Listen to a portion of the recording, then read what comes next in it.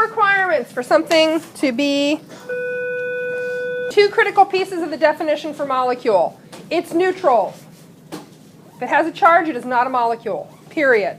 It is neutral. The other key piece, it is held together with covalent bonds. If there has been trading of electrons, it's not a molecule. They are sharing. They are holding hands. What does that mean about salt? Have you ever seen a molecule of salt? Yes. Talk about it at your table. Discuss it amongst yourselves. Have you ever seen a molecule of salt? Could you see a molecule of salt? Yeah.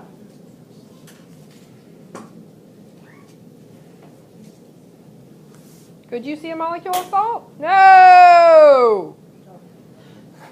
Why not? Is sodium chloride held together with ionic or covalent bonds? Ionic. If something is bonded ionically, it doesn't form molecules. There are no molecules of salt. There are no molecules of magnesium oxide. Iron bonds metallically. We haven't talked about that yet. There are no molecules of iron either. It has to be neutral. It has to be held together with covalent bonds. So when we have a compound that's held covalently, we call it a molecular compound. And you'll hear that used interchangeably. Covalent compound, molecular compound. So name me, you can work at this on your group. We talked about a compound well known to you, frequently encountered by you, that is a polar covalent molecule. Name me a molecular compound. We've talked about a couple.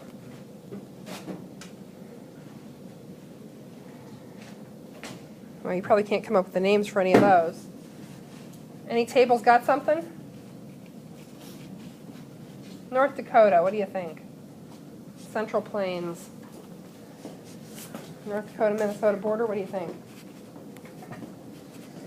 Name me one molecular compound. Ow.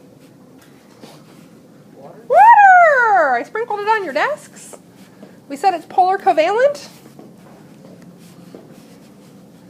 You are 75% water. That's a covalent compound. It's a molecular compound. Why is that important? Because those things tend to behave differently than ionic compounds. We're going to do a lab, I would guess, next. If we don't, we might do it Thursday. Maybe we could do it Thursday. Today's Tuesday. I bet we could. I'll print them and have them for you tomorrow. Where we look at the differences in how molecular and ionic compounds behave. So, next chapter starts formulas in earnest. But there are two different kinds of formulas, and you should be aware of that. The first kind is a molecular formula. Molecular formulas exist for what kind of compounds? Molecular compounds! There's no molecular formula for salt. Why not? Because there are no molecules of salt, Moser. You just told us that. Jeez. Get it together. Yeah. If there are no molecules of something, it can't have a molecular formula. You only see molecular formulas where you have molecules. And a molecular formula gives you the exact number. This is an exact head count. The exact number of atoms of each type that are in the compound. You don't get that with salt. You don't get that with magnesium oxide. You get a whole different kind of formula. We'll talk about that later. It's just a ratio.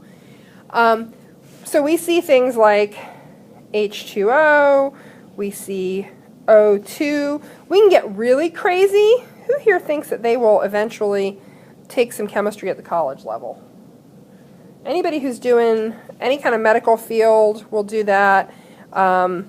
Anybody who wants to do pharmacy, anybody who wants to major in biology, chemical engineering. So if you're, I don't know if it's lucky or unlucky enough to get to take organic chemistry.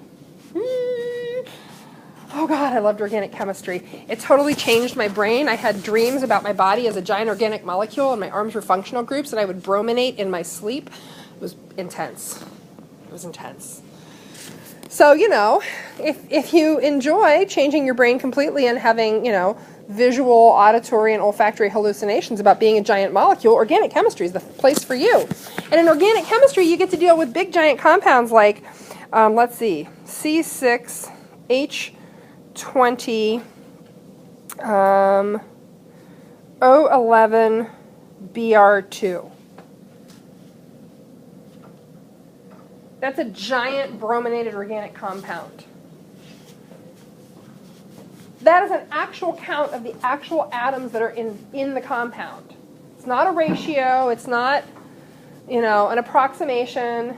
There are actually 6 carbon, 20 hydrogen, 11 oxygen, and 2 bromine in that compound. It's an exact head count. We don't see that in ionic compounds. We also see, and these are molecular, things like O2, where we have 2 oxygen molecules bound to one another.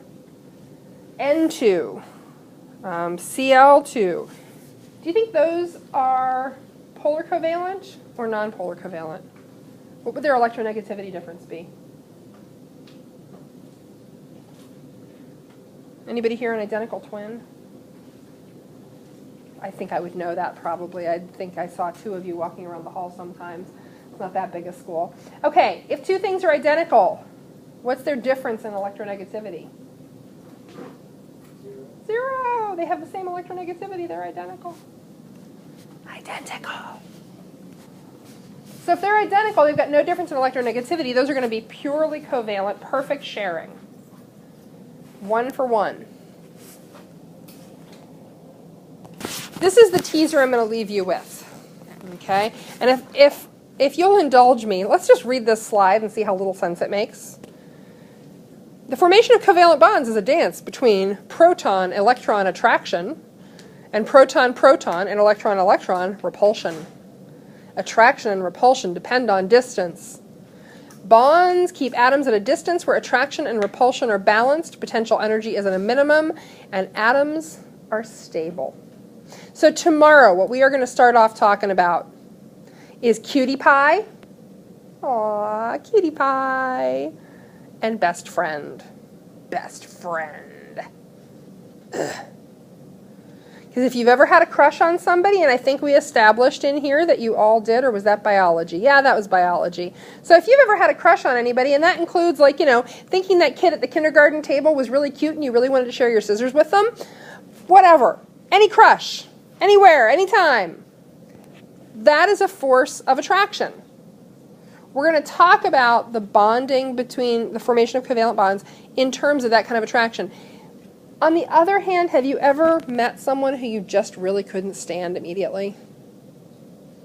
Did not want to be near them. Certainly did not want to share scissors with them. Did not want to sit at the lunch table with them. No bullying. Did not want to have to ride in a car with them. That would be a force of repulsion. So tomorrow we're going to talk about how you split the difference between attraction and repulsion. And that's where we'll stop. That'll get you a little bit further in the chapter review. How many of you are beyond number 6?